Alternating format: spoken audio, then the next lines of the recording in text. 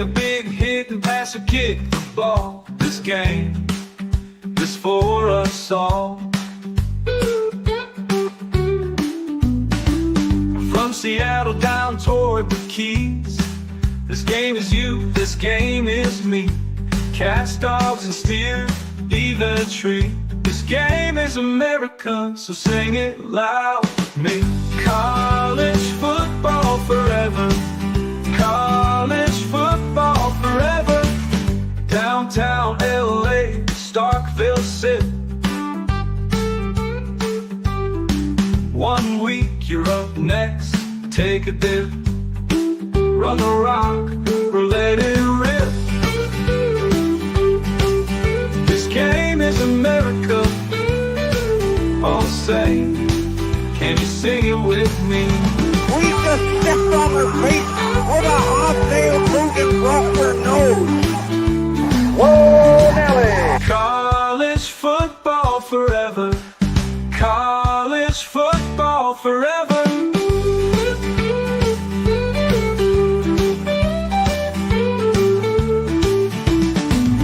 College football forever. College football forever.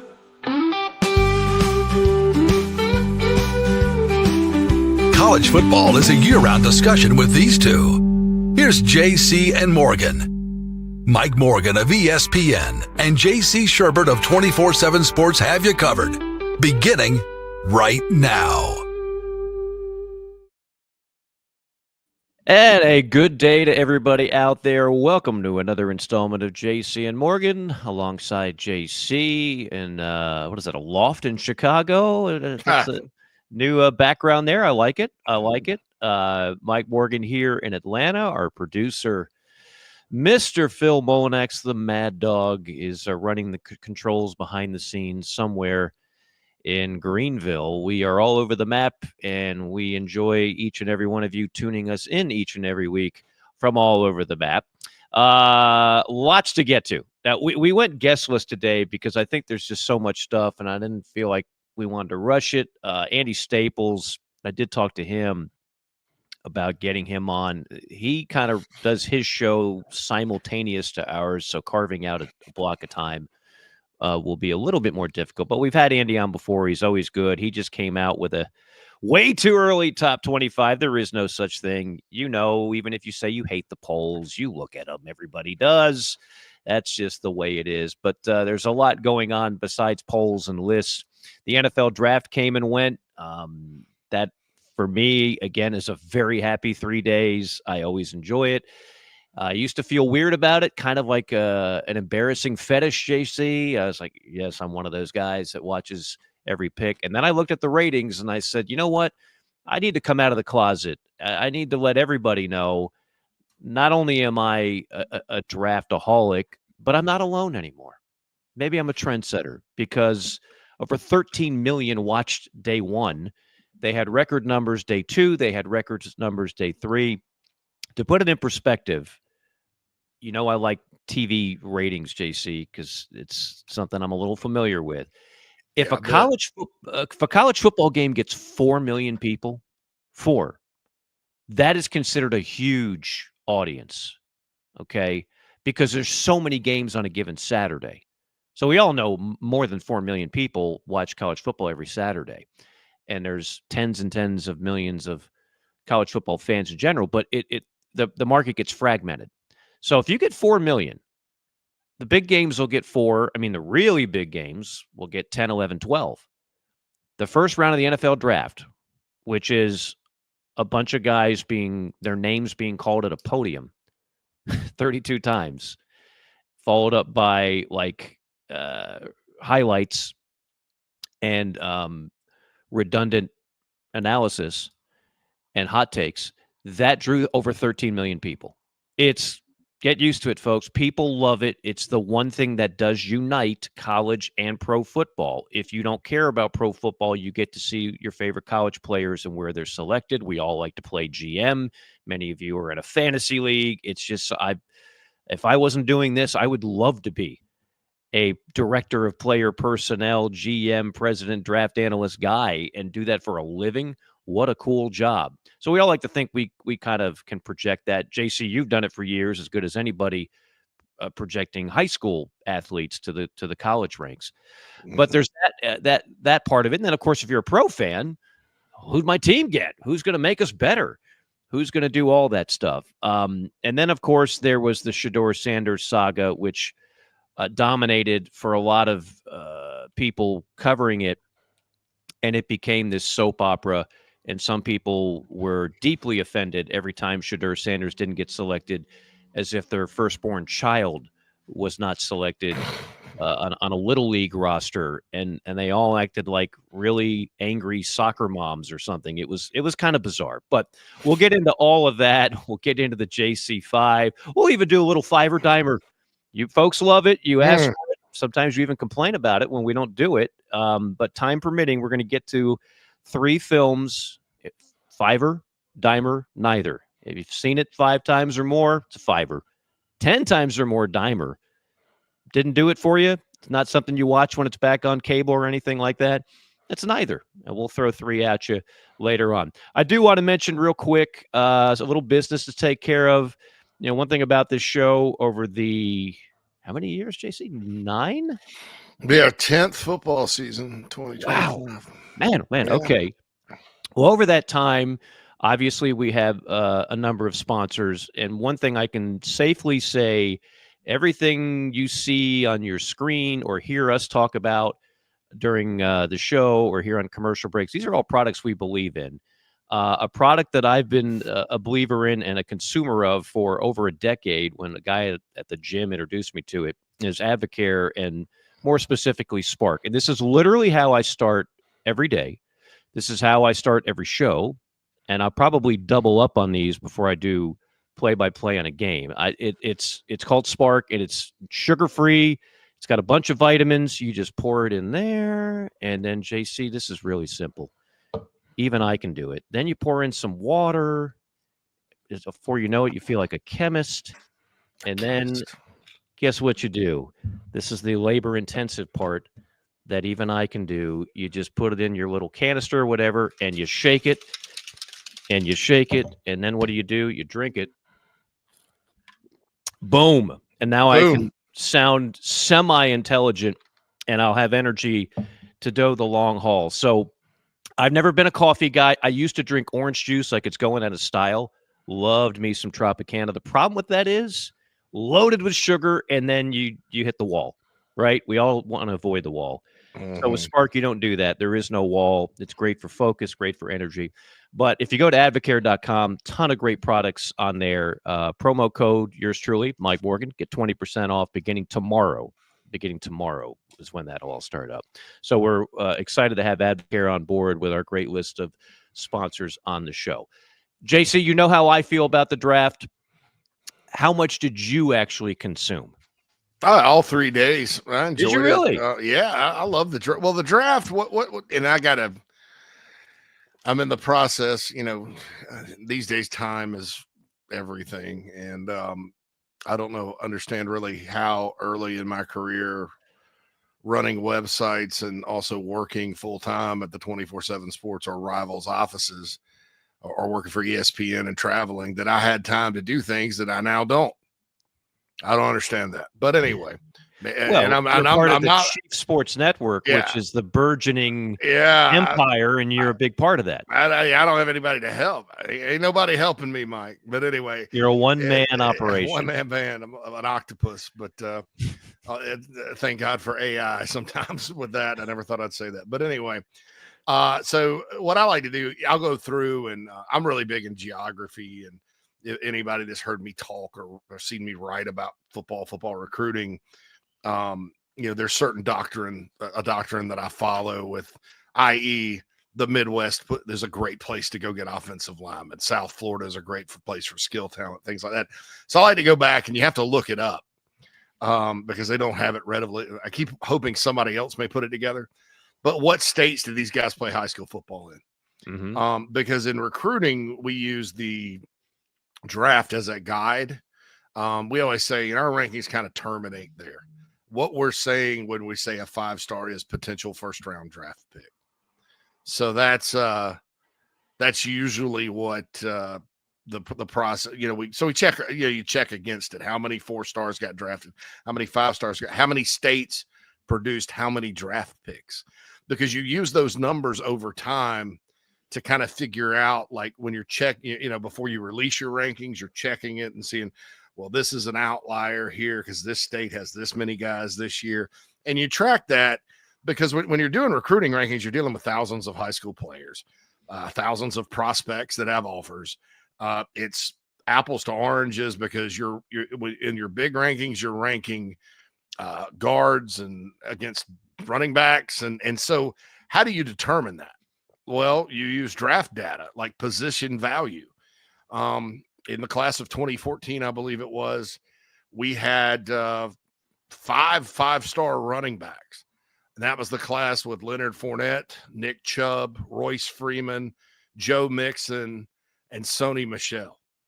All 5 of those guys arguably played like pros. I mean, like first-round draft picks during their career. Maybe not exactly, but that was a big outlier. And so the recruiting industry, just like the draft, running back is kind of, you rarely see a running back in the top 5 anymore because that's the best way to do it. How else do you do it?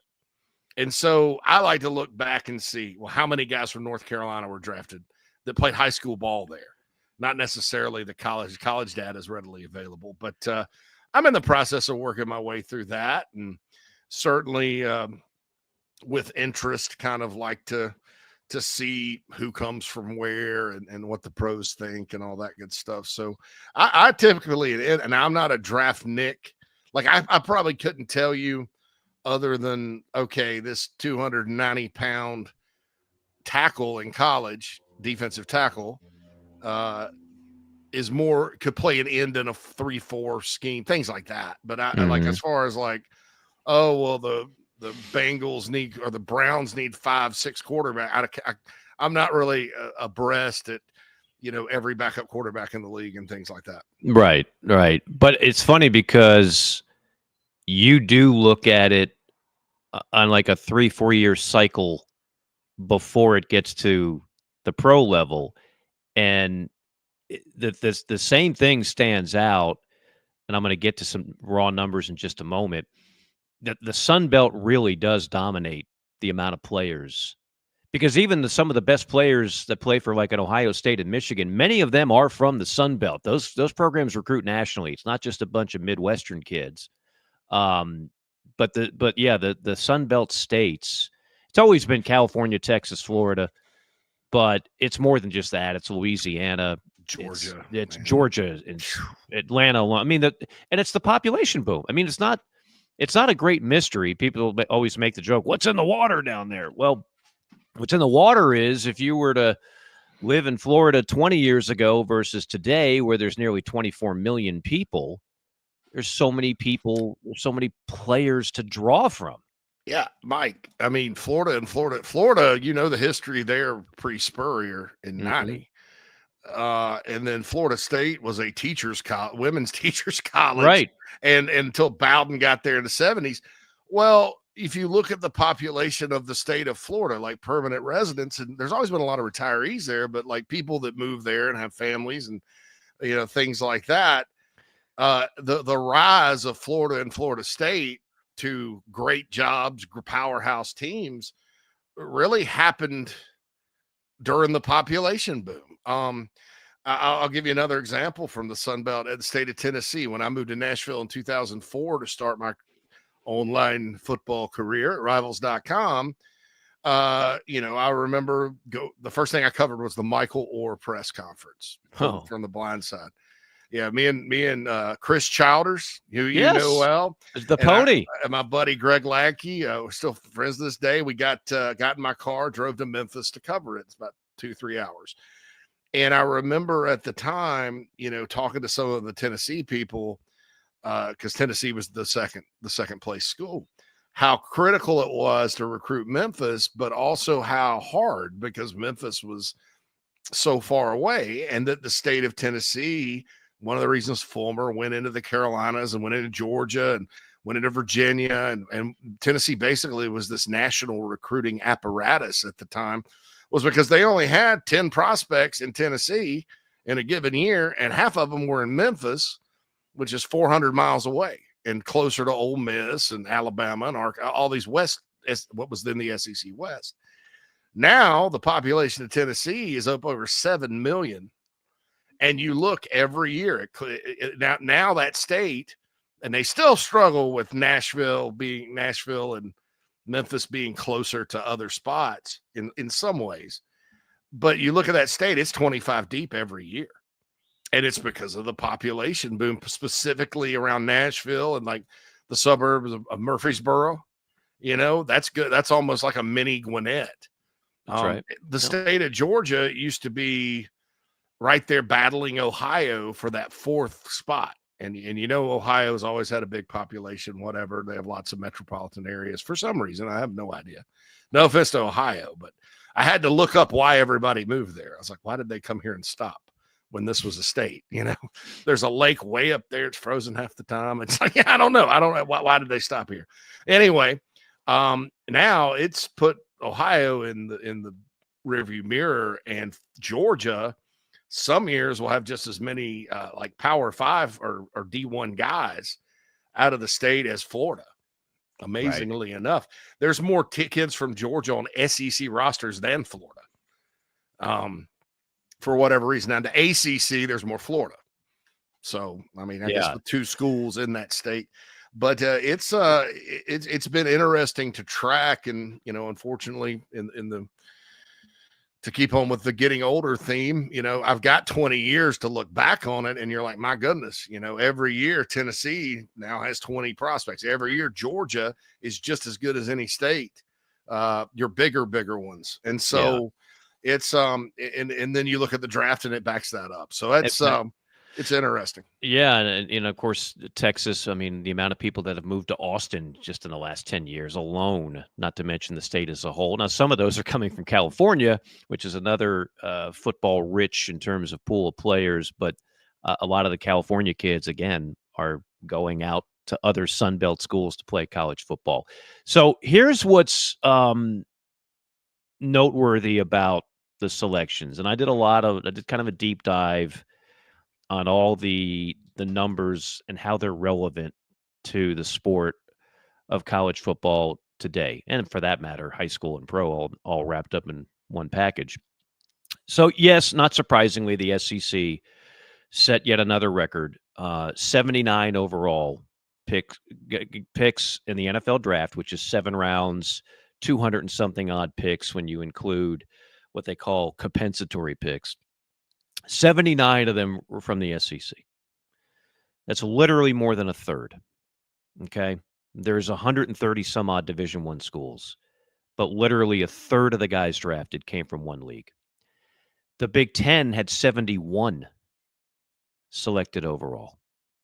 So now you add those two together, right? And you've got like 150 of the little more than 200.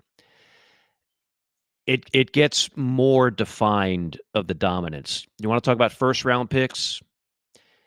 First-round picks, the SEC and the Big Ten combined for 26 of the 32. Think about that. 26 of the 32 came from 2 leagues. Ohio State led the way with 14 players. Georgia had 13. Texas had 12. Seeing a pattern here, these are all programs that competed for a national championship again. Here was one of my favorite ones. After the first 3 rounds, that's 102 picks. So these are the premier, because a lot of times you take a guy in the 5th, 6th, 7th round, it's a flyer. Most of those guys are not starters in the NFL. For every Tom Brady who's a 6th-round pick, I'll show you a 6th-round pick that's out of the league in 18 months. But top 3 picks, top 3 rounds, those are guys you invest a lot of money in, and you expect to make the team, play, and have a fairly lengthy career. 66 of the top 100 were from the SEC and the Big Ten. 66. 37 SEC, 29 Wow. Big Ten. Where does that stack up? And let me tell you, this is not just like a flex for the SEC and the Big Ten. Honestly, I don't lose sleep over it no matter who gets the most amount of players. Everybody knows I have deep ties to the SEC. Yes, I work for a network that is called the SEC Network. I get it. I have no problem if the Big Ten had 38 and the SEC had 37. You know what? I wouldn't lose an ounce of sleep over it. I'd say congratulations, Big Ten. But here's where you do need to be concerned if you are a fan of the Big 12, the ACC, or any other league. Of those top 100 kids that were selected, SEC 37, Big Ten 29. Ooh, now we jump off the cliff, JC. Welcome for a precipitous drop. The Big 12 had 13 of the top 100. The ACC, 11. Problem. People say last year was a down year in the ACC. Yeah. The Big 12 obviously has been ravaged by conference realignment. You lose a Texas and Oklahoma, guess what? It's going to affect your overall productivity of NFL guys. But when I look at, if I'm Jim Phillips and I'm the ACC and I'm seeing 11 and I'm seeing the Big 10 with 29 and the SEC with 37, and then I see the financial gap. Now, this is somewhat going to change from an NIL standpoint. We could do a whole show on that. We won't, but supposedly there's a salary cap going to be in play, a de facto salary cap before July 1. So right now you got a mad race to pay players as much as you can while you can. But we know, regardless of all that, the TV money that comes in for the SEC and the Big Ten compared to those other conferences, it's night and day. It's going to be almost double. This is why Clemson and Florida State filed lawsuits. They didn't win, but they filed lawsuits to get out. So I'm just going to say this, JC. My overarching point is there is a chasm right now between the SEC and the Big Ten. And I'm not going to go so far as to say AFC, NFC, but when you're talking about, for example, a playoff that is in all likelihood going to have automatic bids for those two leagues that are going to dominate the landscape, the player pool, the finances, the NFL talent, all dominated by two conferences. I don't know if that's a good thing for the sport. I just know that's where we are right now. Well, the Big Ten really helps with, to add places like Oregon that go recruit all over the country, out of the Sun Belt as well, and in Southern Cal and UCLA and Washington. Those schools were the top schools in the Pac-12 as far as producing draft talent. When Oklahoma and Texas were in the Big 12, sometimes they didn't really have – the Big 12 was usually at the bottom. The ACC is the number that's surprising because they have not had any conference attrition. They've added and they added Stanford and Cal, which also produced draft picks, SMU, which obviously recruits heavily out of Texas. And I got Florida schools. The ACC normally is second. Historically it's been second. So, the Big Ten, obviously with Ohio State having the group of older guys, they had a lot of guys, Mike, that could have gone last year and been drafted late, but they are even maybe in the top 3 rounds, who knows, but they came back. That's why that $20 million money budget that they announced was a lot of it was returning guys, and it paid off. They won it all. So it doesn't surprise me. And to your point about NIL and the salary cap or whatever, that revenue share with the House settlement is an NIL deal. It's something I've been saying for a while, by the way. You've been all over that. Part of the no TV doubt. money. Yes. It's based on how much money your revenue, and that's individual schools. Now, conferences get together and decide on, hey, we're all of us, even though, Texas and Texas A&M and the SEC, for example, because those fan bases are enormous, they're going to sell more jerseys with players' names on it than Ole Miss. But the conferences get together and say, well, we're not spending technically more than this. Okay, great. But if you're an ACC school or a Big 12 school and you look at the gap in revenue, it does impact your players because college sports in general has agreed on what 22%, 21%, whatever, 20%. And so if you're making $150 million as opposed to $100 million, that percentage, you're going to be able to spend more per the rules or per I want to say rules, agreement. And so, yeah, Big Ten already, they're tracking at about 22.5 overall with regards to rev share, while SEC is like 20.5. So there's a gap, a small gap even there. And then, whatever the ACC's kind of doing the old the better teams get more money thing the Big 12 did or whatnot. But it is interesting. And I think, too, in fairness to the ACC with this particular draft, you have a situation at Clemson where, by and large, most of their great players that will play in the NFL are younger guys, and they're coming back. Right. Those receivers come to mind. Antonio Williams could have gone, but he's probably going to improve. Peter Woods, guys like that are going to be names we hear next year. Cade Klubnik, the quarterback, TJ probably Parker. could have TJ Parker that could have been drafted possibly. I don't know who exactly. TJ may not have. I mean, they may not have been eligible, but whoever was eligible, most of them came back. Right? Clemson had 3 go late, and so when your number one program has a season where they got a lot of guys coming back, they were young, that's going to affect your draft numbers. But my goodness, I mean, that's still not very typical of that league. That's the one thing ACC football has been able to hang its hat on, is that hey, well, we're number 2 in draft picks.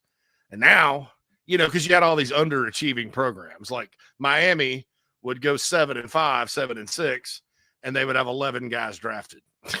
I mean, but that just didn't happen. It was weird this year. Miami had a good draft, but so I'm looking at it, and it's like, it's kind of like this, and it gets back to like last year. I could make a ton of arguments about the playoff selection and all that, but the SMU subject was, so, we're giving SMU all this credit for this beautiful, 11-2 record, and we're crapping all over the Big 12 in a lot of ways, although they did give Arizona State the bye over Clemson, because it was a more competitive league. So, in basketball, if you have 8 teams going to the tournament versus 5, you kind of say that's a better league. It's a deep because of the depth. I don't know why we don't do that in football. As far as that's the better league, because it's deeper, and because the Big 12, by all accounts, was much deeper than the ACC last year, where 3 teams playing an unbalanced schedule ran up. 2 of them ran up beautiful records, and at the end of the day, Clemson was the best one. So it's kind of interesting to me to see that, because that kind of backs up what I thought, which was the ACC was down, and you said they had a down year. Well, they've been having a down year for a long time. Since 2016, yeah. we talked about on this show, like they had the quarterback edge, banner year in 2016. They had a banner year in quarterbacks. And look, they will have Cade Klubnik next year. To your point, I was just looking at this from Chip Patterson of CBS. Top 8 programs next year in terms of NFL talent. And again, for all of our Texas listeners, you'll be happy to know Texas listed at number 1. And they just had 12 guys drafted. They've got Penn State, Oregon, Alabama, Georgia, Florida, Ohio State. Sensing a theme. The one school that's not from the Big Ten or the SEC, Clemson. Clemson, when you mentioned some of the key names there, right now Clemson's operating on more like an SEC Big Ten level, which is what, when they're right and healthy, that's what Florida State and Miami is supposed to do in that conference. Nobody's expecting Wake Forest to do it. Nobody's expecting Duke or even Bill Belichick and his girlfriend / general manager / owner of life.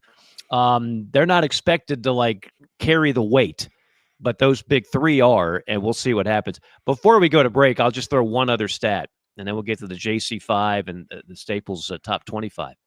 This, to me, JC, is, to use an old Southern expression, stronger than dog's breath. If you want to talk about Georgia, now Georgia last year was not typical Georgia. Yes, they had another good year. They won a lot of games, but my thoughts on, if you don't have a passing game, you're not elite. You're not playing for big prizes. This is not, you're not winning 1990s Nebraska style. And Carson Beck, for whatever reason, fell off a cliff, and their wide receivers led the nation in picks. And so the offense did not hum like it did the year before when you had Bowers and McConkey, and Carson Beck was looking like an all-American type quarterback. Nevertheless, if you watch the draft, Georgia had 13 names across the podium, and many of those were high picks, particularly on the defensive side of the ball. Kirby Smart has been around Athens, Georgia a long time. His overall record is 105-19. So he's lost 19 games in his entire tenure at Georgia. During that time, 19 losses, 20 first-round picks. That's how you become the most consistently dominating program over the last 10 years. His first year was when we started the podcast, 2016, and he lost 5 of 5 games that year. Yeah. So a fourth of his losses came in year one. In year one, yeah. Yeah, Kirby's I think he had his best coaching job this past year because they were injured and were deficient in some ways, and their star player didn't play like a star. Those are usually recipes for a step back, but they still won the SEC. And frankly, with the schedule they had, Mike, I thought it's hard in the pros to beat a team 3 times. It's hard in college football to beat a team twice, especially a team like Texas that has talent and all that. And them winning that SEC championship game was nothing but guts and blood spilt and toughness and everything that you love about college football. I thought he did a great job, and I think with what they have to replace this year, there's going to have to be another great coaching job too if Georgia fans want to get back to the title game and all that happiness. And that just shows you where the expectations are. It's like, oh yeah, by the way, they did win the SEC, but around, I can tell you, living in Atlanta, around here, there's just kind of that feeling like, I don't know, are we losing our touch after the back-to-back national championships? Well, it's like you always say, once you get to the promised land, that's the expectation all the time. Brandon in the chat row reminds me that Kirby did lose to Derek Mason-led Vanderbilt team that first year. Yeah. Had a disappointing loss to Georgia Tech, a not very good Georgia Tech team. Yeah, they were. Yeah, then the next year they were playing for all the marbles. And Nick Saban lost to Louisiana Monroe in year one. It's year one. It's sometimes. Yeah, there's only so far you can go. All right, we're going to go plenty far in the second segment. We'll go over that too early top 25, and of course, once again, as I always like to say, the morale of a great nation relies heavily on the highly anticipated JC5. It is JC and Morgan back after a quick timeout. Mike here for our friends at MG&A Wealth. It's never a bad time to have someone on your side for all your financial needs. You need a trustworthy partner who has a true understanding of your situation in order to help you with smart and practical solutions. Since 1984, MG&A Wealth has helped their clients manage not just their wealth, but their lives. Today, as a nationally recognized wealth management firm, their team of pros remains dedicated to serving your best interests with an emphasis on personal attention and customized solutions. MG&A Wealth has clients all across the country, and they all get results. Don't put it off any longer. Call our friends at MG&A Wealth at 954-289-9000. That's 954-289-9000. MGAwealth.com is the website. They do more than manage wealth. They help manage lives. Blow on energy? Struggling with inflammation and poor digestion? Try Encapsulate 6-Mushroom Blend and get back in the game. Our blend is specially formulated to promote overall wellness and maximize health benefits using 6 powerful functional mushrooms. Our science-forward approach offers the most potent and bioavailable mushroom supplement on the market, backed by third-party testing to ensure safety and efficacy. Order online on Amazon or encapsulateusa.com today to start your journey to better living. Enter promo code JCM for $10 off. Hey, folks, want to tell you about our friends at Titan Construction Group really quick. They're a mid-Atlantic-based general contractor, specializes in retail, restaurant, and office construction. TCG strives to separate itself from other general contractors by adding value every step of the process. From project budgeting to estimation, value engineering to construction, they focus on those relationships and not the transaction. Titan builds partnerships one project at a time. Among their clients are Starbucks, Crumble Cookie, Blake Pizza, Home Goods, 15 plus years experience, based in Midlothian, Virginia, and contracted in Virginia, West Virginia, North Carolina, and South Carolina. So get on their website, TitanCGinc.com. That's TitanCGinc.com. Get in touch with Brad if you're in need of a general contractor that focuses on going above and beyond for their clients. That's Titan Construction Group, a proud sponsor of the JC and Morgan podcast.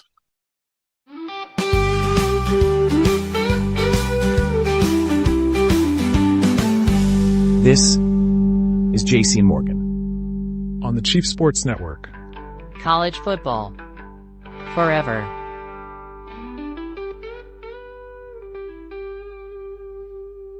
All right, welcome back. It is JC and Morgan. Hope everybody out there is doing well. First time we've been with you since the NFL draft that came and gone. By the way, congratulations to Ashton Jeanty, a running back who was undersized coming out of high school, who winds up at Boise State, puts up big numbers, and could have transferred, gotten a lot of money in NIL, decided to stick it out at Boise. They had a great year. They made the playoff. I know he was on my Heisman ballot and a lot of others with the job that he did. Class act, represented the sport well, represented his university well, and I think he is going to be dynamic at the next level. And kudos to our own Group 5 John, who started talking about Ashton Jeanty about a year ago when we started doing that segment, and we'll do it again when we get closer and closer to the season starting. He started talking about him all the way back in like June of 2024 as a Heisman candidate, and he's got a chance to be a great pro as well. We are presented by we are powered by Advocare, advocare.com for all of your needs in terms of health items, vitamins, supplements, you name it, they've got it. Check it out, advocare.com. As we now say hello to the JC5. It's time for the top topics in the sport. We bring the JC5. Number 1. All right, Mike, we're going to play a little game here. First one. I love games.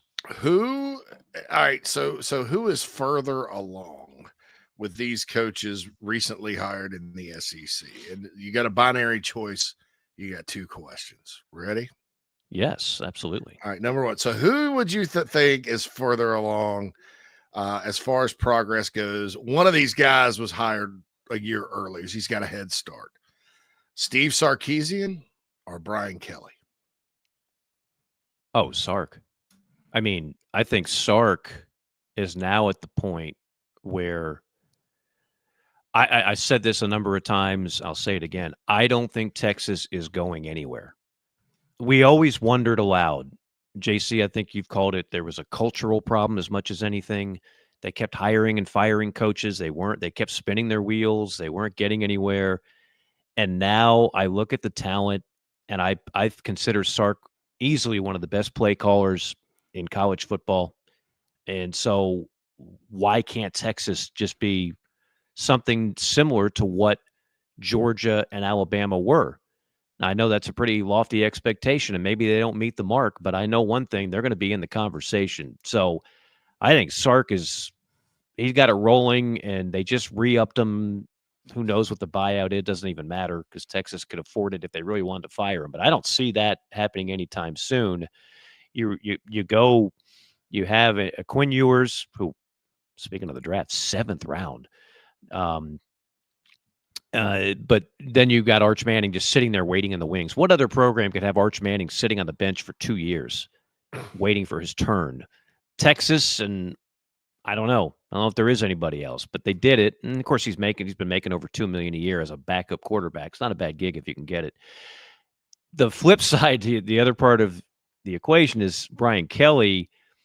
Look, if they lose to Clemson in that opener, I don't want to be anywhere near Baton Rouge because I know that is a volcano waiting to erupt.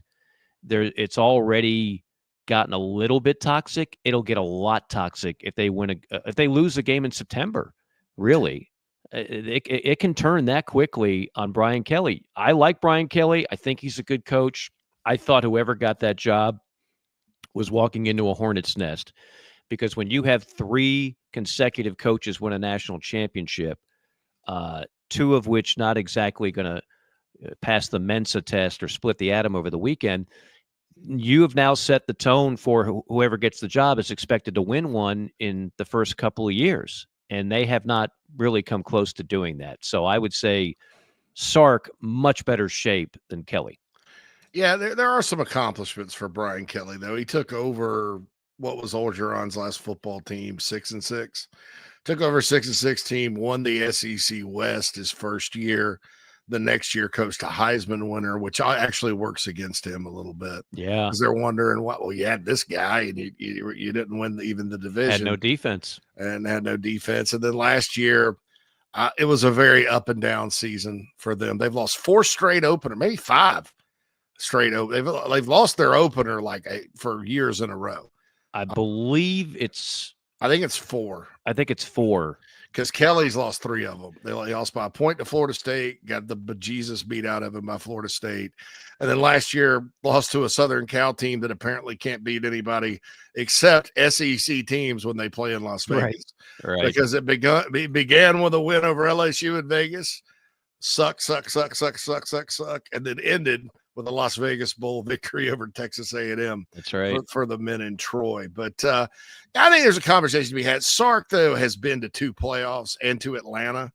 So I think that extra playoff berth that he got while they were still in the Big 12 puts him ahead. And you just kind of – you don't feel like it's a doer. If he loses to Ohio State in his opener, they're not going to call for Sark's head, right?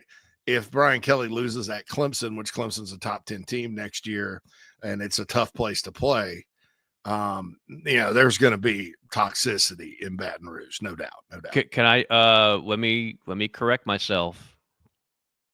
It's 5 straight season opening losses. Remember the COVID year, they lost to Mississippi State and Leach and Leach the quarterback that nobody could even remember that threw for like 10,000 yards in one game. That guy got benched 2 games later. Yes.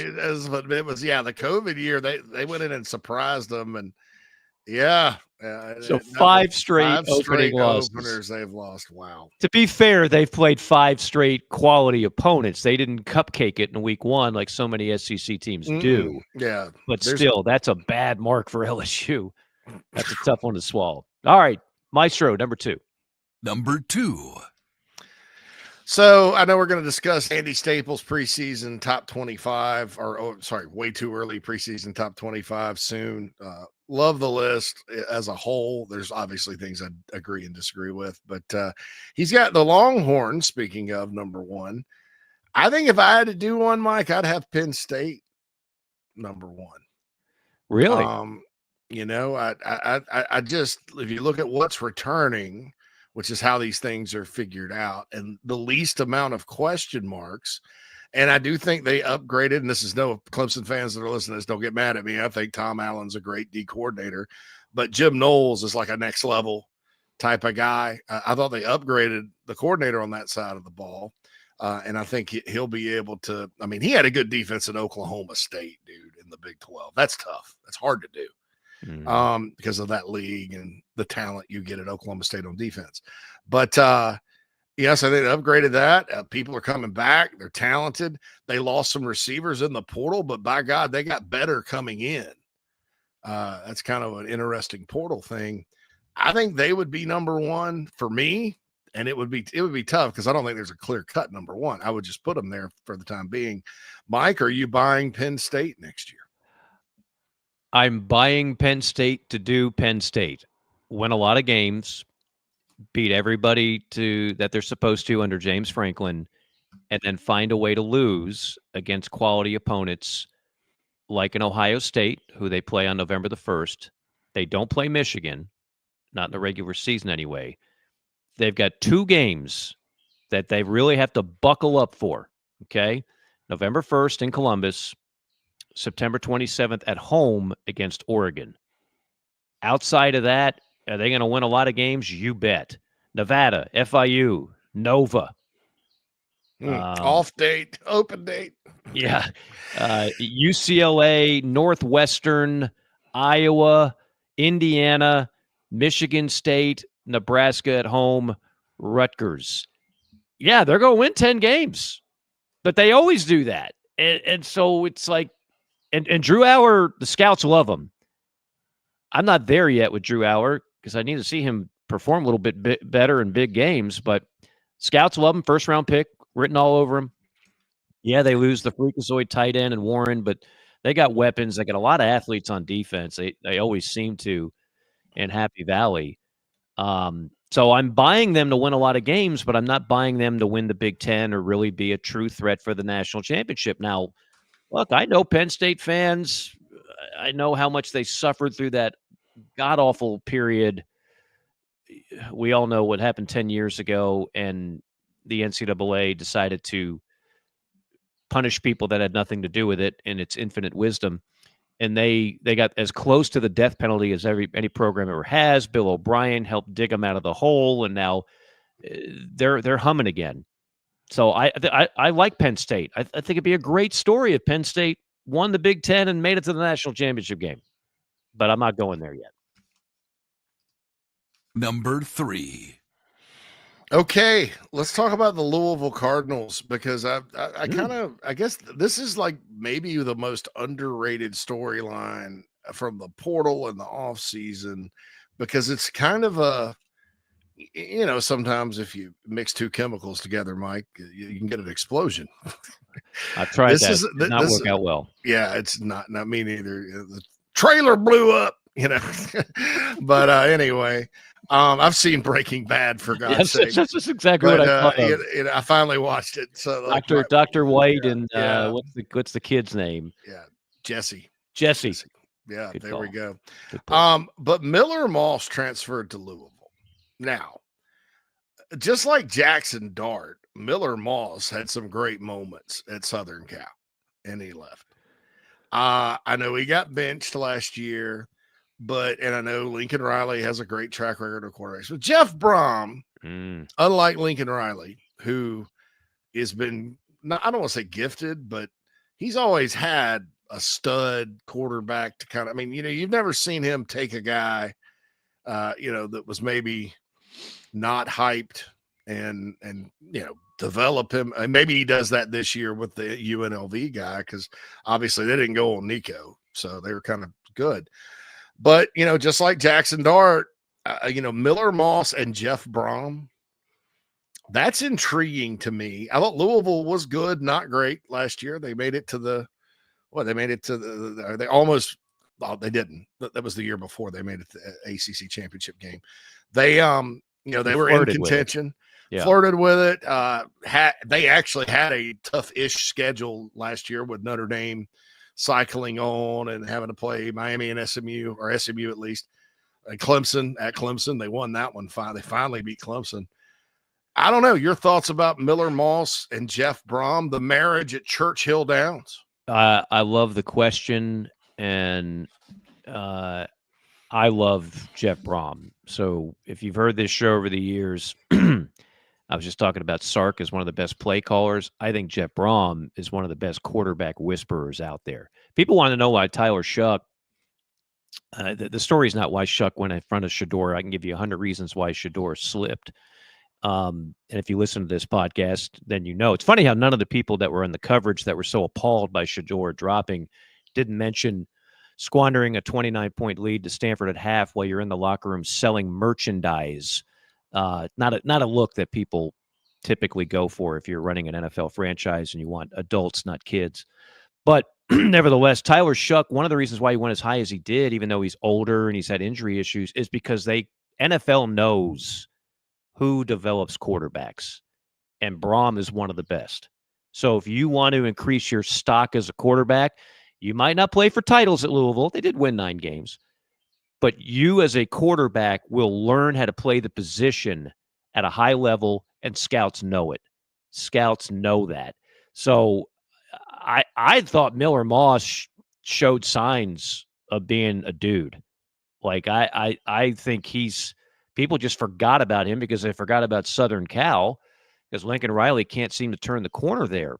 But I think Miller Moss, he could light up the ACC, JC. That's a lot of C's. I think he could light it up.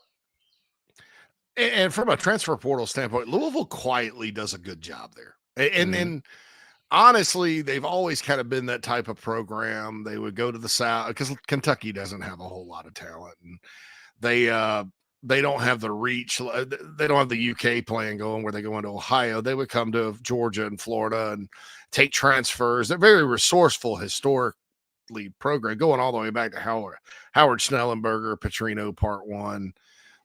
Just about everybody has been resourceful there, but they have a good NIL program. I mean, basketball, they were one of the biggest spenders, and they've always spent in football, which is good because they get a lot of players. And they had a good portal class again, putting it together, and they beat Missouri on Miller Moss. That's who Missouri had targeted to replace Brady Cook, and they got the backup from Penn State, who I think will be a baller. I've heard a lot of great things about that guy, Bo Prisbilla, I think is his name. I hope I pronounced that right. But if you beat Missouri on a transfer portal kid these days, and you're not like a blue blood or at least a peer program in the SEC, that's a statement. And for Jeff Brom in Missouri to do that, that's outstanding. Number 4. Okay, Mike, something exciting is returning to college football next year. Oh, really? It's the Pac-12 After Dark, baby. Yes. Woo! Yeah. So the Pac-2, and looking at the schedule, they're sneaking some of the future Pac-12 members like Fresno and San Diego State in there. Signed a TV deal with on linear television with the CW. Obviously, is the lead dog again, so you can watch Gilmore Girls and then watch Party of Five, Duke and Virginia.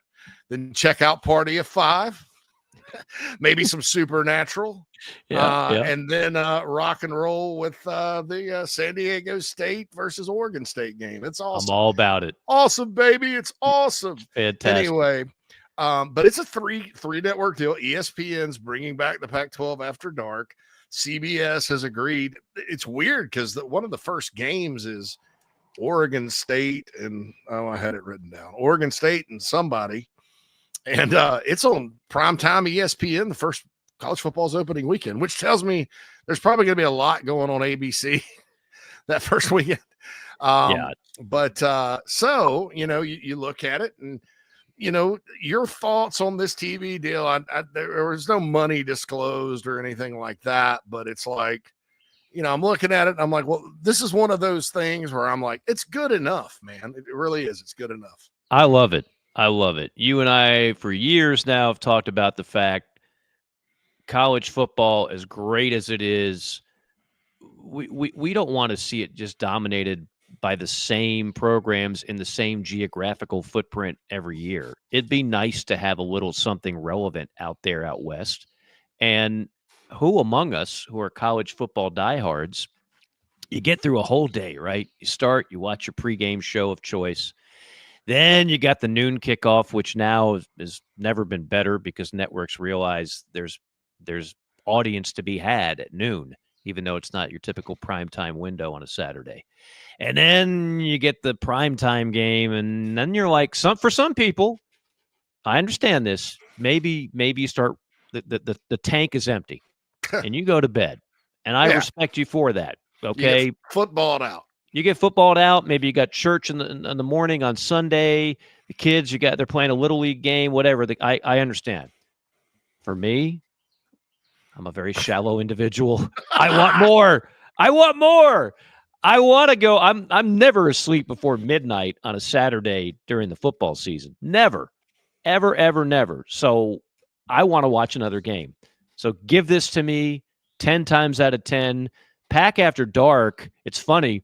You would think that the most appealing part of that is for the people on the left coast. I can't tell you how many friends of mine and people in the business, they're on the East Coast, and they love their Pac After Dark. Yeah. So we've kind of lost that recently. I'm glad to have it back. You mentioned there's, the CW, everybody, they're kind of like a walking punchline, but CBS and ESPN are in on this. That tells me there's an investment there. They see value in it. And that, again, they're never going to have the kind of money to go back to the initial point of the SEC Big Ten, but it's enough to pay the light bill. And that's what they need at this point. and I'm all about it. Yeah, I said something dumb there. I guess I was reading the Pac-12 release, right? And so they obviously put everything in Pacific time. That game is Cal, an ACC team now, at Oregon State in Corvallis. That kickoff is at 10:30. August 30th, the first Saturday of the college football season. So that's 10:30 Eastern time on that. I said 7:30.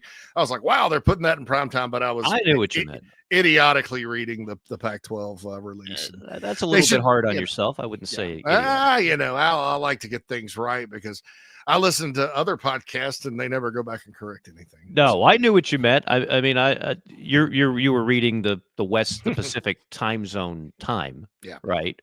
And we do have people that listen out west, so for them it is around that time. And they didn't specify; just said 7:30. Right. You're in the central time zone, so everything for you is an hour earlier. Yep. And then there's us folks on the East Coast that wake up with bags in our eyes because we've been up all night watching sporting events and we don't get enough sleep. But look, as I say in The Godfather, this is the career we've chosen, and so that's where we are. I don't know how to do anything else. I don't much want to either. I don't much want to either. Number 5. Number 5. All right, so something interesting about the Florida Gators, and Doug is listening on chat row, and I do want to read this before the question. He said, great, because this is part of the question. Doug goes, great show, guys. I saw some video of DJ Lagway throwing the football. I don't know if you guys saw it as well. I did. It looked good. What will it take to have Florida in the college football playoff conversation? Now, I think that's job number one. I thought a lot of the speculation was a little reckless, especially about some of the AP writer down there that was on X literally accusing Billy Napier of hiding an injury, and there's something going on. There's more to it. Just doesn't make sense. Good Lord, man, it's sports. I mean, it's also February. I mean, it's March. I mean, there is such a thing as healing, and there is such a thing as being injured now and not in August. These are human beings. We're not at the point where we have AI players yet. Right. So I did think that was a little absurd. Obviously, when you got a player that means that much to your team in DJ Lagway, you're not going to take any risk during spring practice whatsoever. And it's practice. So guess what? DJ's your starting quarterback regardless. But hey, what's behind him? Lots of reps for those guys in spring practice. Mm-hmm. There's nothing but positive that comes out of that, unless you're a conspiracy theorist or an investigative quote unquote journalist who's trying to, who believes that your purpose, your job purpose is to call BS on everything in your smallish mind that coaches are lying to you. And some of them do, but no doubt, but you're not a detective. There's is your partner's name Watson? Do you ride around in a van and smoke weed with a talking dog and Thelma and the Mystery Machine? What are you doing? I mean, it wasn't just, oh God, like, whoa, Scoob, Billy Napier's totally lying about Lagway. Whoa. And it wasn't just a questions in the press conference. It was like on X. It was like a rant. I was like, and we wonder why sometimes the Associated Press isn't what it used to be. So anyway, I gave up reading it a while ago. They still do a poll. I know that. Yeah. This also shines a lot of light on the poll. And so I looked at the draft data. Florida actually had 7 guys drafted, which I thought was a little high because I was, and I admittedly, I need to probably go through their roster with a fine tooth comb. They take a lot of portal guys and guys. So I don't know how many of those came in from the portal, whatever. I know Graham Mertz got drafted. Yeah. Graham will be a career backup in the NFL, but that's not a bad gig if you can get it. Not at all. Look at Charlie Whitehurst was outstanding. I mean, Steve Spurrier made a ton of money being a backup for 10 years. Spurrier did. Shane Matthews, guest on our show. Yeah, 14 years he played primarily for your Chicago Bears, but the Panthers and like 5 other teams. They had 7, by the way, was tied with LSU and Alabama for 4th most in the SEC. Georgia, Texas, Ole Miss. And then if you looked at the bottom, not to derail your topic, I'm just going to throw this in real quick. Sure. Vandy had 1, Mississippi State had 0, Kentucky was at the bottom. I hate to make it that – I'm not trying to simplify it completely, but if you got NFL talent, you're going to win games unless coaching screws it up. And if Yes. you have NFL talent, you can have Bear Bryant, and you're not going to win a lot of games. Auburn's draft numbers were way down too. Yes. That kind of explains the Hugh Freeze thing to a certain extent. Yes. I think, and so Florida, their talent I still believe is skewing youngish. So, given those losses, which were higher than I thought, I mean, 6 guys is nothing to shake a stick at. To answer the question here in the chat box, what will it take to have the Gators in the playoff conversation? Well, Lagway has to be a dude. I mean, there's been so much talk about Lagway and Lenoris Sellers, and who shines the most for those 2 quarterbacks who are on 2 teams that haven't really been in the playoff discussion a whole lot. Now, Carolina was on the bubble, and I think you could have made a strong case, quite frankly, for a 9-win team in Columbia last year, but they didn't make it. Florida really hasn't sniffed it since the COVID year, the 2020 year with Kyle Pitts and Kyle Trask and what have you. The one thing that I hear from people over there that cover the team for a living, Lagway is going to get all the attention, but what they have said is that they go down on the field now and it starts to look like Florida type athletes of yesteryear. Mm-hmm. Now, there's no Percy Harvin on that team. And the defenses of Urban Meyer, for the most recent example, those don't exist yet in Gainesville, but they've been embarrassingly bad on defense for the last few years, and it's trending upward. They need to get whatever. All the talk's going to be about Florida's offense.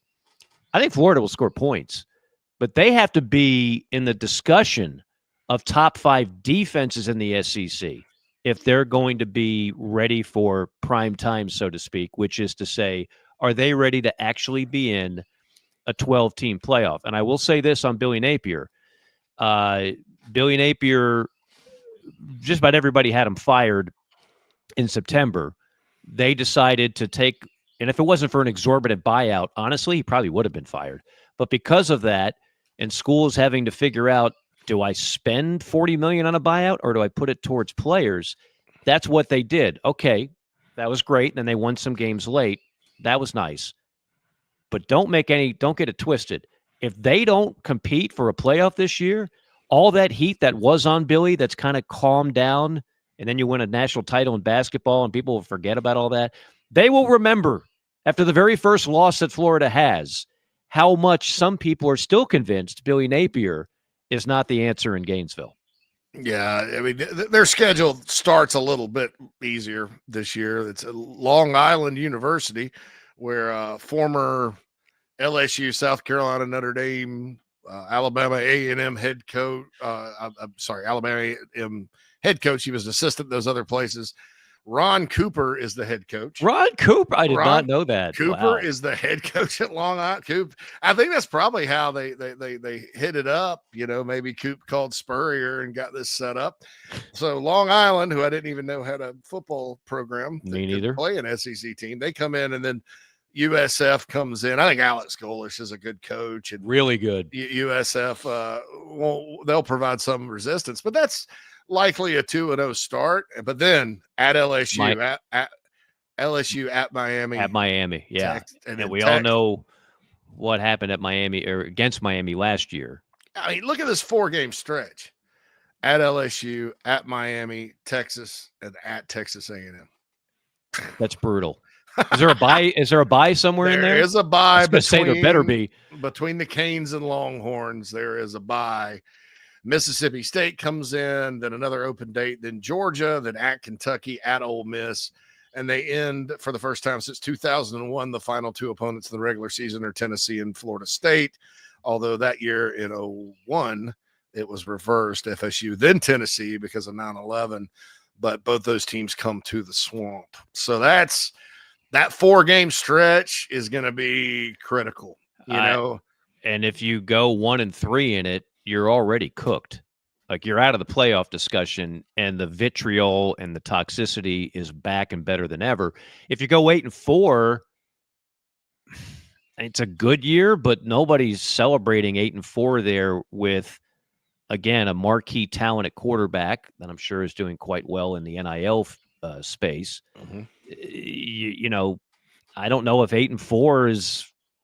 I think you're right back where you started, where people are saying, is Billy Napier really the guy?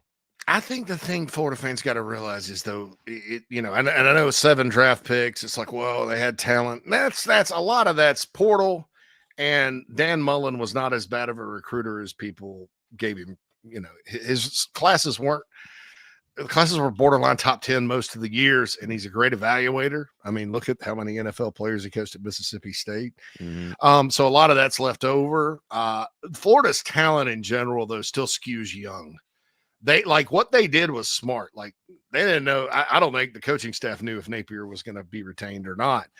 But what they did was they kept recruiting guys. And so all these highly rated guys a lot of them were from Florida, were committed here, there, and yonder. Right. The minute they said, no, he's not going anywhere, they started flipping everybody back to Florida, which means they kept recruiting them. The kids really wanted to go to Florida to begin with. And so they've got a loaded class coming in, and he's recruited pretty well. So I would still, if you get to 8 wins again this year against that schedule. Yeah. And then, Lagway obviously will be back for a 3rd season. I think that's more realistic to make a move when all this flips. Oklahoma and Florida got the short end of the stick, and then it didn't help that both schools are scheduling, like Oklahoma plays Michigan this year out of conference. Wow. They had scheduled these big out of conferences, and it's just how it goes. Yeah, it'll be interesting, no doubt. I know we got to take a timeout just real quick. Kenny, thank you for subscribing to College Football Forever. He says he can't wait to download episodes for when he travels. Yes, that's the great thing about these shows. You can listen whenever you want. He also adds, if Manning, Nuss, DJ, and Lenoris are projected top 4 QBs in the SEC, who's the 5th guy? I need to think on that. That's a good one to think over the break. Brandon's on fire. He reminds us LSU beat Georgia 55-3 in the 2019 opener. Yeah, I mean, Georgia Southern. He didn't write Southern. Oh, yeah. They had me. They wouldn't have played Georgia in week 1, but I was going to say that LSU team. That's one of the best football teams I've ever seen. In 19. Yeah, with Burrow, and Jefferson and Chase, and unbelievable, just insane.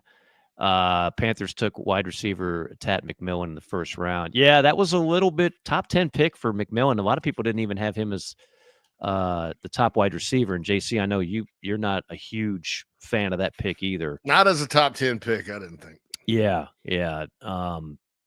No, we'll hit some of the other ones in chat row. Also, top 25, Fiver and Diver coming up. It is JC and Morgan, powered by Advocare. Blow on energy? Struggling with inflammation and poor digestion? Try Encapsulate 6 Mushroom Blend and get back in the game. Our blend is specially formulated to promote overall wellness and maximize health benefits using 6 powerful functional mushrooms. Our science-forward approach offers the most potent and bioavailable mushroom supplement on the market, backed by third-party testing to ensure safety and efficacy. Order online on Amazon or encapsulateusa.com today to start your journey to better living. Enter promo code JCM for $10 off. Mike here for our friends at MG&A Wealth. It's never a bad time to have someone on your side for all your financial needs. You need a trustworthy partner who has a true understanding of your situation in order to help you with smart and practical solutions. Since 1984, MG&A Wealth has helped their clients manage not just their wealth, but their lives. Today, as a nationally recognized wealth management firm, their team of pros remains dedicated to serving your best interests with an emphasis on personal attention and customized solutions. MG&A Wealth has clients all across the country, and they all get results. Don't put it off any longer. Call our friends at MG&A Wealth at 954-289-9000. That's 954-289-9000. MGAwealth.com is the website. They do more than manage wealth. They help manage lives.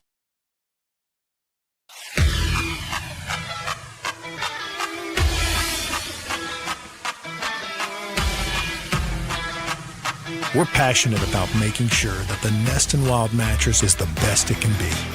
Made well, and made right here in Tupelo, Mississippi. So how can we do all that? Work. Hard work. And that means something. The Nest and Wild mattress is a movement.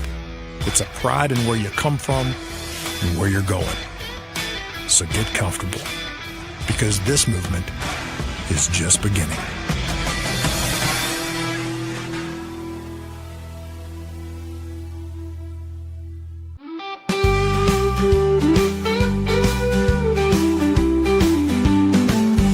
This is JC and Morgan on the Chief Sports Network.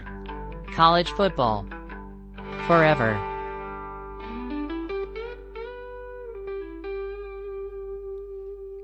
All right, welcome back. Final segment of JC and Morgan. Hope everybody is doing well. We are presented by Advocare. Go to advocare.com for all of your nutritional needs, fitness needs. It's amazing how many great items they have there. Promo code beginning tomorrow, Mike Morgan, you save 20% on everything. So go ahead and load up like you never have before. Okay. Just a little housekeeping. Kenny brought up a good question. After Manning, Nuss, DJ, and Lenoris, then who? I'll tell you who my fifth guy is. And I was just looking at Connor O'Gara's list of Saturday Down South who we've had on. We'll have on again. He has him seventh. I'm putting him right at 5. Austin Simmons, Ole Miss. I'm bullish on Austin Simmons. I love that pick. That was a JC5 question a couple of weeks ago, too. So, way to stay congruent there, Michael. You know who I'm going to go with? This is going to sound crazy. Gunnar Stockton. No, I like Gunnar Stockton, and he could very well be. He could be the best one of them all if the receivers. If they catch the ball. The ball. I like his toughness. Different kind of quarterback than Mike Bobo's coached before. He's a scrambler, that kind of guy. Mm-hmm. His game is more like Arch Manning's than it's like Carson Beck's. Right. Or who Mike Bobo was when he was a quarterback, or Matt Stafford or Aaron Murray, name the greats. But he's a really good player. And got a lot of moxie and toughness about him. It wasn't because of him that they lost, their game. They also, Georgia, I think with Frazier, and then they got the McCoy kid from Illinois to be that second back. I think they're going to pound the rock if they can do it up front a little more and get Gunner into the play action game and stuff. But anyway, I don't want to get sidetracked on breaking down the 2025 Georgia Bulldogs, because Lord knows we're going to do it enough this summer. I would. It's going to sound crazy. I'm going with Joey Aguilar. Oh, of Tennessee, after the trade with UCLA. And I'll tell you why. I think he at App State, he he's not a guy that you had like Nico, there were training wheels kind of on him. App State, he let it fly, and in that, I may look like a fool because they have questions at receiver, which in that offense that's not a welcome development.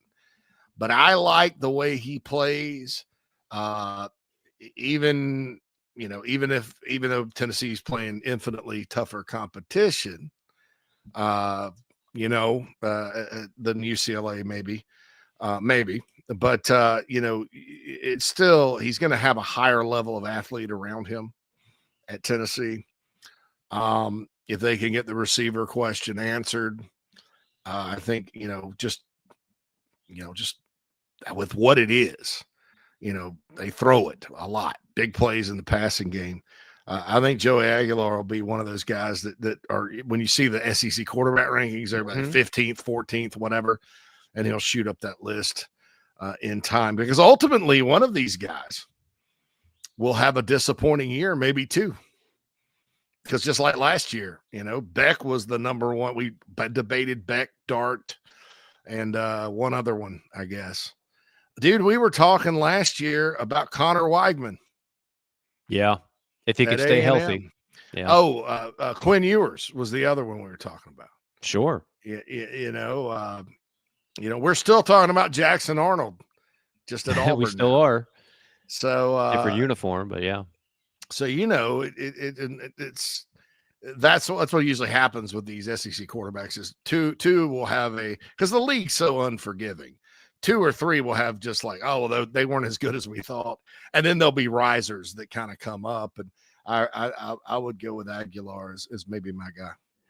We'll see if we can get Phil to flash up the top 25 here. I know he's doing double duty right now. Yeah, there we go. Oh, there it is. He made a nice graphic for another show when we discussed it. We played a game with it the other day, though. We didn't really get in depth. It's kind of at the end. We were like higher, lower, or whatever. But oh, okay. Well, yeah, we just kind of played a game, but it wasn't. We didn't break it down, but he did. He surprised me with this graphic. You never. The moment you sell Mad Dog short is the moment he shines and starts racking up awards. Yes, best producer of any type of show or podcast out there ever. So Andy Staples, friend of the program, we've had him on a couple times. Again, we'll have him on again. There's so many polls to choose. I'm going to disagree with every one of them, but there are a few people that I actually have a little bit of respect for that I would actually even do this and talk about it on April the 30th.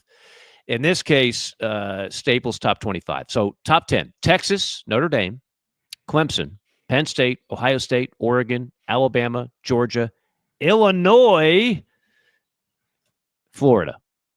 Your thoughts on the top 10? There's a lot of question marks, but I think this is the new normal in college football, Mike. There are more question marks this year when you're trying to do a top 5 than there was last year when you could kind of just say it's Ohio State till somebody beats them. You know, you don't really look at any of these rosters and go, there's no question marks. There's a lot of new players. There's depth issues that have arisen.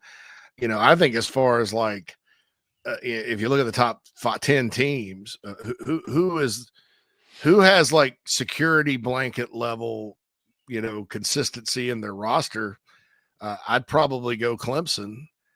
Alabama would be in that conversation if their quarterback situation was one that I looked at. And look, maybe Ty Simpson ends up being great. I don't know. Maybe people are writing him off, and that looks like he's going to be the guy. I still think Keelan Russell will end up being the guy there. And we'll find out quick because they play Florida State with a whole stadium. You know, after they look like the Montreal Expos. They blocked off the top. They were redoing it last year. On top of everything else, when you turn on a Florida State game, you're like, what's going on here? You know. But anyway, so they open, and you know, a lot of people are pointing to that as the rebirth of Florida State football with Gus Malzahn. And you know, you have a first-time starter at quarterback. None of them were live in the spring. I found that out the other day. So we'll see. We'll see what happens. But I like Alabama's roster consistency. Clemson and Oregon as well would be in that conversation. And I'm talking outside of number 1 Penn State. But Clemson's got their quarterback back. I don't know that anybody's putting Clemson number 1. I think 3 is probably about the highest I've seen them. And again, they get an early test. So all these teams have warts. With Texas, it's not so much their talent. I think they're talented. They just signed 5 defensive tackles from the transfer portal. All of them are pretty good, you know. So they've got, you know, if that's the position they were hurting at, they're going to be new there. But, you know, you look at the number of draft picks, and there are a lot of good players on this Texas team last year that are gone. They've recruited well. They always do. But sometimes, you know, and you open at Ohio State. Ohio State, you know, Ohio State was extremely active, like more so than a program that's the defending national champs has been loaded should be on defensive line in the portal, the second window. Like they did get Bo Atkinson from North Carolina, who's a stud, to kind of replace Jack Sawyer. So I went and looked at their depth chart. And I was surprised. I was like, yeah, they probably need to do this to maintain the level that of expectation. You know, Georgia, I think is very, very young this year. I think this has to be another great coaching job by Kirby Smart. I like the way Illinois' schedule sets up. Ohio State comes in October.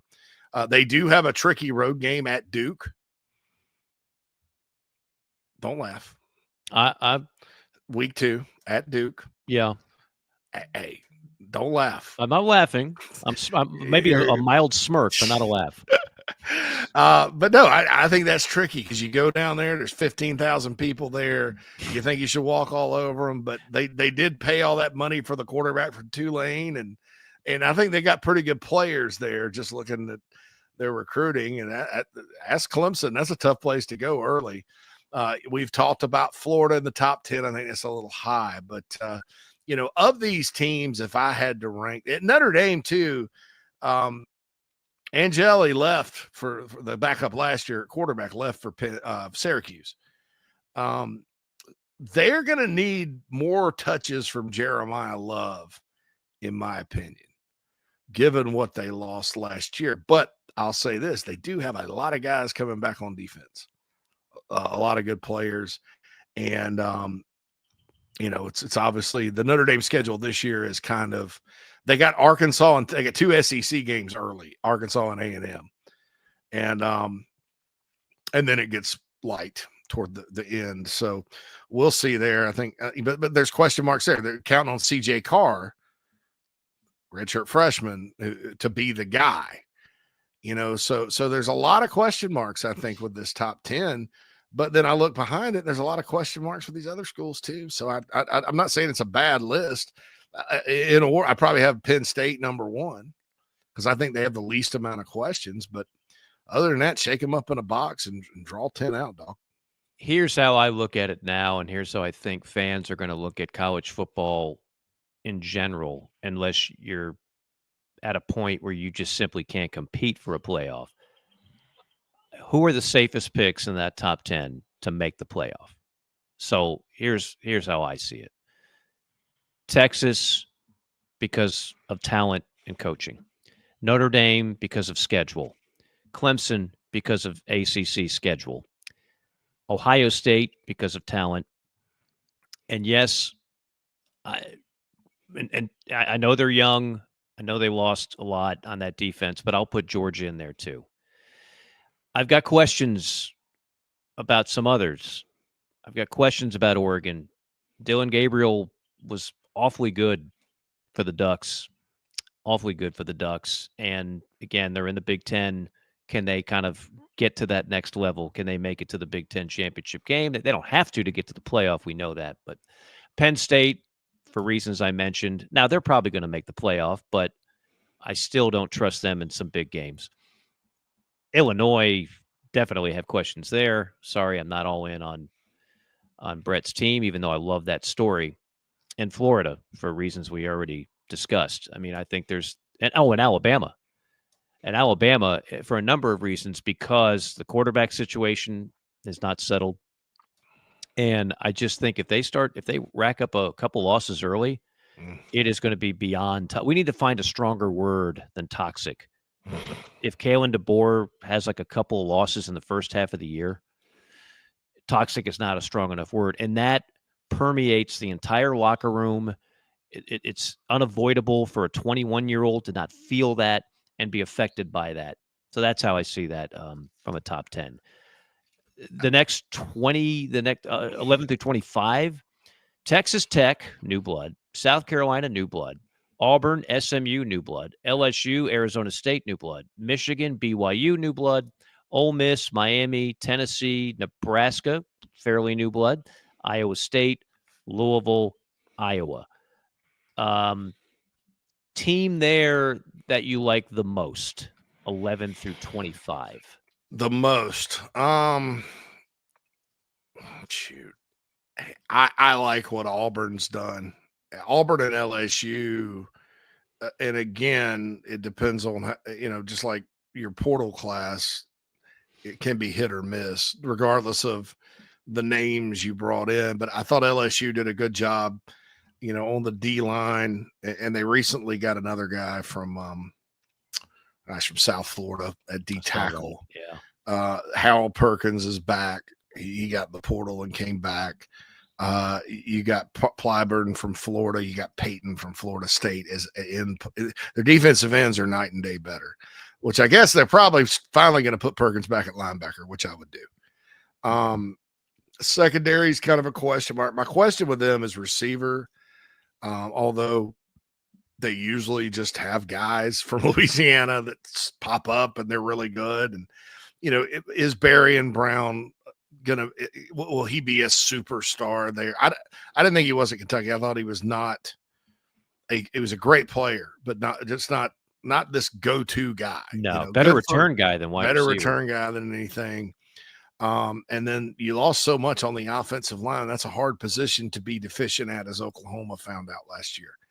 And Nussmeier's mobile, but he's not a runner like Jaden Daniels that can kind of get you out of it, or like a Sellers or somebody like that. Auburn, it just kind of feels like this will be their year. They again have 4 straight home games. They had 5 straight to open last season. So we'll know. And it's not actually, I think they go to Oklahoma early, and then it's like a number of home games. But I like the way their schedule kind of sets up for them. So those are the 2 I would probably have a little higher. SMU would not be in my top 25. Texas Tech would not be in my top 25. I think a lot of people are making a big deal out of a portal class that's large in numbers, and a guy that caught 7 passes last year going to A&M and coming back. I love Joey McGuire. I love the Red Raiders. 11, that's ridiculous to me. I'm not calling Andy's decision ridiculous, but to me, I just wouldn't have them that high. I think the Big 12, actually, you're going to see a renaissance this year, Mike, where the teams we thought were going to be good last year, remember, it was Oklahoma State. Now, where did they finish? Down. Mm-hmm. Everybody's like, Oklahoma State's going to win. Arizona is going to be this, that, and the other. And they weren't. They were down at the bottom. Utah barely got to a bowl. I think maybe not Arizona, but I think Utah will be back, and I think Oklahoma State will be back. And I think to watch that because the Big 12 is so stacked together and close. I feel good about BYU at 18. I don't feel good about Texas Tech or Arizona State or even Iowa State after I saw the number of Cyclones that were drafted. It's tough to replace guys. And in that league, you lose 3 or 4 players that are difference makers. Everybody's kind of even anyway, then game to game. Add Kansas to the list of teams I think will bounce back now that they actually have a stadium, I believe. So, we'll see what happens there. What I love is it's going to be, once again, the most unpredictable conference in college football. That's the selling point. If you're the Big 12, look, you're not going to be where the SEC is. You're not going to be where the Big 10 is. But you've got good football programs. You've got good fan bases. You had great storylines last year. People are still going to be obsessed with Deion in Colorado, so you get exposure every time Colorado plays. I think your selling point is anything can happen. Like, that's your motto. It just means more in the SEC. Whatever the Big Ten's motto is, anything can happen is the motto for the Big 12. Sell the hell out of that. Life's a gamble, baby. Life's a gamble. Yeah. Anything can happen. All it takes is $1 in a dream. That was actually a lotto ad, but still, you get the idea. Billy in chat row asked, how can you rank Clemson so high every year? That's way too high. I just don't get it. I'd be at 3rd. That's a long, but I'll tell you why.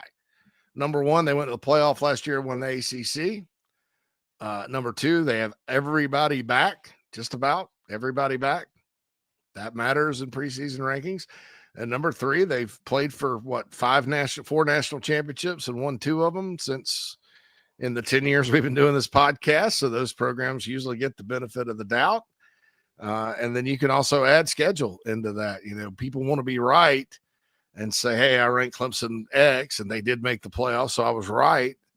If I'm trying to be right, I'm factoring all that in. So that's why Billy pulls for Clemson's rivals. So I understand the question, but it's just that's the way it sets up this offseason. Yes, no doubt. All right, as we wrap things up, let's do a little five or dimer.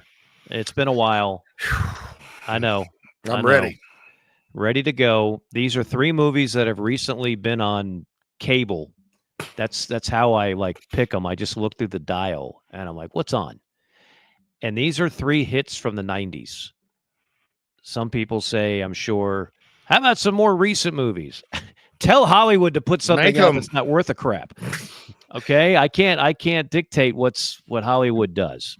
So here we go. Number 1, Clerks, the Kevin Smith introduction to stardom, black and white movie, low budget movie, independent, not chock full of stars, unless you include Jay and Silent Bob, aka Kevin Smith and the other guy.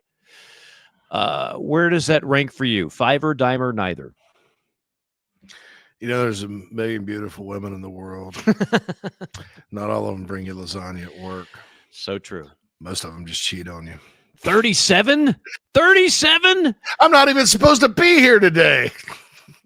A lot of good quotes. Nucci Poochies. Yeah, dude, I could quote it all day. That's well north of a Ben Franklin for me. Wow. Well, no, dude, I used to watch it almost every day in college. Yes. I mean, not every day, every third day, dude. Clerks is not just a movie; it's an institution. And I watched all the sequels too. I mean, well, see, I went out of order before I even knew what Clerks and Mallrats was. I saw Chasing Amy in the theater in Columbus, Georgia. I think I was one of 4 people that were there to watch Chasing Amy. But the storyline was compelling, not going to lie.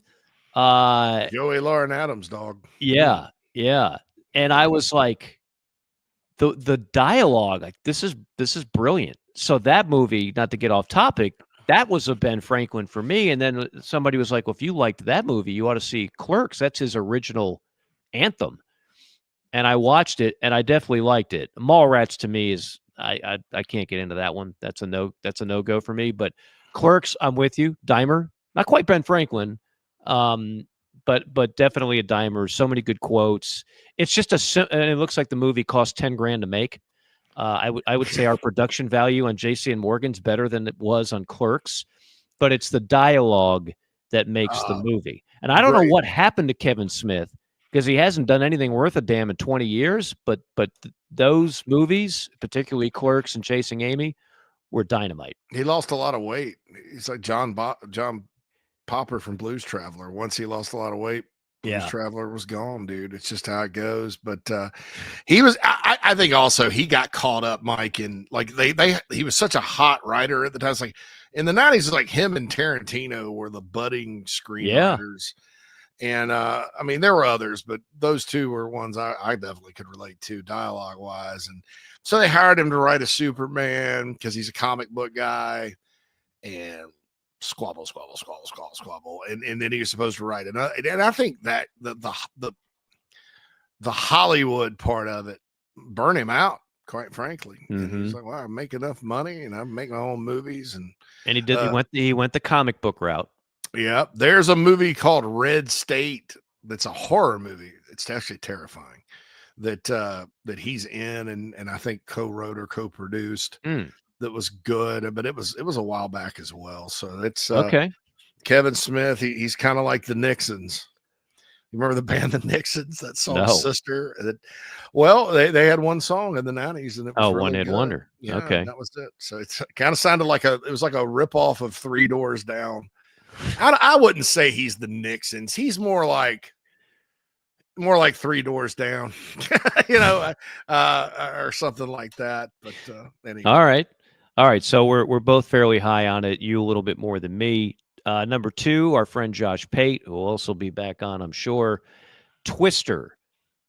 Twister for me is a 5, and that's where I kind of draw the line. I look back at the movie and I'm like, damn, there's a lot of stars in this movie. Unfortunately, a couple of them have passed away, but a pretty impressive ensemble. Another one that I saw in the theater back when people did that. I like it. They've had a sequel that I've heard is awful. I'm not planning on seeing that. A 5 for me is right where Twister belongs. I know some people are obsessed with this movie, particularly if you're a wannabe storm chaser. Where do you sit on Twister? I'm with you. 5. It could be one day a dimer because I'll watch it. I'll watch it. if it's on sometimes. Certainly I'll watch, if I'm scrolling through YouTube shorts or something and there's a good tornado scene there, I'll check it out. But I kind of totally agree with you on there. It's not a movie I hate. It's just, it wouldn't, it's in the also receiving votes from certain people if I were doing a poll. Yeah. And I understand people that love it, and it's not, like I said, it's not like I hate it, but I would put it in that fiver category. I think that's just as far as my taste goes. All where right. it belongs. If you're scoring at home, that's double fiver for Twister. Double fiver. All this will soon be on the newly revamped and improved website. More on that next week. 7 is the final one before we get out of here. 7, the thriller with Morgan Freeman and Brad Pitt. Dahmer for me, it's too disturbing for me to watch it like all the time, because literally the woman's head's in the box. Oh, I'm sorry. What's in the box? If you haven't seen it, but I'll tell you this: Kevin Spacey is a tour de force. That's he also is unreal kind of a in that movie. Brad Pitt never makes a bad movie, and Morgan Freeman's in it too. So yeah, it's a great script and shot well. I mean, the directing's outstanding. The angles. Yeah. It is a fantastic movie. It's just, I don't like to think about things like that these days. That's what another old man yells at cloud moment. No more murder. This is not normally Mike. A lot. So Dahmer for you, but Dahmer for me. This is the kind of movie that I don't normally go out of my way to see. I saw it on a date when it came out. Not exactly romantic. And I was like, holy smokes, what the hell was that? And I didn't know who Kevin Spacey was at that point. There is again, I'm big on dialogue. If you want to impress me, I don't need a bunch of things blowing up, and I don't want grown men wearing capes foiling crimes. I want smart, witty, insightful, thoughtful dialogue. That takes a little more skill to me than some of the other crap that Hollywood churns out. When Kevin Spacey is in the back of the car, John Doe, and Brad Pitt, his character is basically grilling him, right? Like, so that's your thing, killing a bunch of innocent people. You think you're going to make your mark doing that? And then Kevin Spacey goes on a diatribe of innocent, and he breaks down each person associated with each sin. And then he says, and I'll clean this up, only in a world this crummy can these people be considered innocent. Make me laugh. That was like, okay, you had me. You had me at hello. You had me at that whole speech. When he goes, Lieutenant, I believe you've been looking for me. Yes. The first time I saw it, I knew who Kevin Spacey was because I was a big Usual Suspects guy. See, I didn't see that at that point. Yeah, so I may have seen that 100 times. You knew Kaiser Sose already. I knew that's the actor that did it, but I must have not been paying attention to the opening credits. And all of a sudden, here he comes. I'm like, holy crap, that's Kevin Spacey. Kevin Spacey. And I got chills, man. That was it is a great movie. It's a Dahmer for me. It's a Dahmer plus. I won't say Ben Franklin for the reason you stated. Like, it's very disturbing, and I don't think I got 100 times that I can watch that without needing therapy. But it's definitely a dime piece. It does make you want to be a good person. Yeah, you never know if there's what kind of psychopaths out there watching what you do. Yes. You try to be a good person. But no, it's interesting. But yeah, you mentioned blowing things up, and I'll just add this real quick. Like, one of my favorite movies, like a way over 100 probably times, is Point Break, the first one. Yeah. Not the second one, which I refuse to watch. But if you think about that movie, there is a lot of action in it. Mm-hmm. But there's a lot of great dialogue. I mean, right.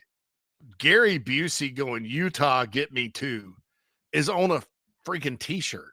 Yeah. Everybody knows what you're talking about, and I can't handle a cage, man. I mean, via con Dios, bro, I mean, that all those are epically. There's other things with bad language that I won't repeat, but it's that's what makes that movie great. Heat is another example of great dialogue. Ben with freaking blowing Franklin. things up. If they would get the action movies these days, if Fast and Furious was written with any sort of intelligence at all, I think that those movies would be, for those of us that like actual movies, more popular. But Catherine Bigelow is the one that directed Point Break.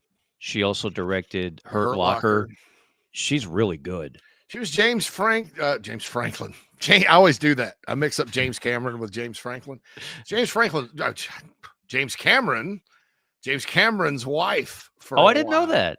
And they co-wrote one of my biggest sleeper movies of all time. It's with Ray Fiennes, Angela Bassett, the late, great Tom Sizemore, who I still have a voicemail from wishing me a Merry Christmas from a couple of years ago. Is that from Cameo? What is that from? Friend. Nah, it's a mutual friend. Seriously? Yeah, me and the now ex-girlfriend got a Merry Christmas. Oh, man. Yeah, this is we need Tom to play that on the Sizemore. show. Yeah, well, I'd have to edit it. But and he died recently, unfortunately. He had a hard life. But, man, not exactly a health nut, Tom Sizemore. Yeah, they're all in it, but Ray Fiennes is is a great actor in and of itself. It's about the future. It was written in 1995, so it kind of has some of the Rodney King riot stuff, actual, not fake outrage, but actual good storylines, and it's about technology and Y2K. And it's actually it was on HBO late one night when I was in college, man. I was just up watching HBO, and Strange Days came on. I was mesmerized. There's a love story. Juliette Lewis is in it, and she's hot. Freaking Michael Wincott is in it. I mean, and Catherine Bigelow wrote and directed it, co-wrote it with James Cameron when they were married. How about that? There you go. I did not know that. Kenny says Boondock Saints, Fiver Dimer. I have a friend of mine that swears by that movie. I never saw it, so I can't vouch for that. Me neither. Silence of the Lambs from Billy. So disturbing that it's neither for me. It's a good movie, but I think I've seen it twice. I can't. It's a fiver for me. I've seen it more. Okay. Yeah, just because the dialogue in that way. Hello, Clarice. Yeah. Oh no, he's Anthony Hopkins. That's what put him on the map. He's an outstanding actor. Underrated Anthony Hopkins movie. It puts the lotion in the basket. Oh, dude, there's this AI thing somebody created. Remember back in the day where you had the dating services before we had the internet, where you the 976 numbers? No, you'd send in a VHS tape and you'd make a little tape. I mean, we didn't experience it. We were kids, but that's what those were dating websites back then. Oh, okay. And it's like him, and it's like, hi, I'm Bill. I like to collect bugs. My turnoffs are rough skin. I like bigger women. It's just it's like, I'm like a little weird, I know, but hey, I'd date me, I'm like, oh my God, it's Buffalo Bill. It's really not that different than Bumble and Tinder at this point. No doubt. It's some similarities there. Yeah, no question. On that note, an epic installment of JC and Morgan powered by Advocare. Appreciate everybody tuning in. Once again, we'll be back with you next week. We'll probably get back into the guest pool a little bit, but there was so much to chop up.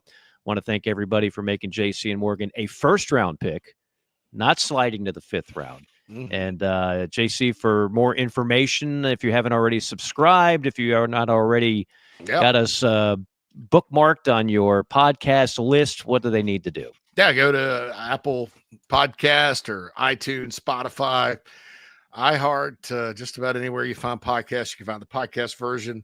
Also, we have a new YouTube channel. We still stream on our old YouTube channel, but College Football Forever Chief is the name of the new YouTube channel. I think we got about 5,000 that have hit that subscribe button so far. Nice. And we're still going to be broadcasting. We're not taking channels away. There's going to be a new place to, locate a lot of videos with this and other college football coverage, general college football coverage from Chief Sports as we continue to go on. Mike mentioned the website earlier. The battleship should be fully operational within a week. Since we're talking about movies, to quote Star Wars, you can explain to the Emperor when he arrives. Anyway, but so check out all that. If you're going to do the podcast thing on Apple, please rate us 5 stars. Yes, and write a nice little note about myself and Mike. Definitely, and we appreciate all those that already have, and we pick up new listeners each and every week. A final reminder, I will say, Sometimes it takes a day or so to have this on Yes. all the other formats. If you want to Podcast catch takes it, 24 hours, and it's primarily because YouTube. We have to. I download it from YouTube and then take the audio and clean it up and all that. And YouTube, Right. YouTube sometimes on this one won't let us download it for a little bit, so it'll be as soon as, but usually within 24 hours. Usually it's more like 10 or 12, but we'll have that up. And YouTube is always first if you're just chomping at the bit and you're like, I don't want to wait anymore. I got to get it now. Well, just go to the YouTube version and it'll be up. So that should solve every problem out there. That's what we do here. We talk ball, we solve problems on JCM. For our producer, Phil Molinex, the Mad Dog, and for JC, Mike saying so long. We'll see you next week on JC and Morgan.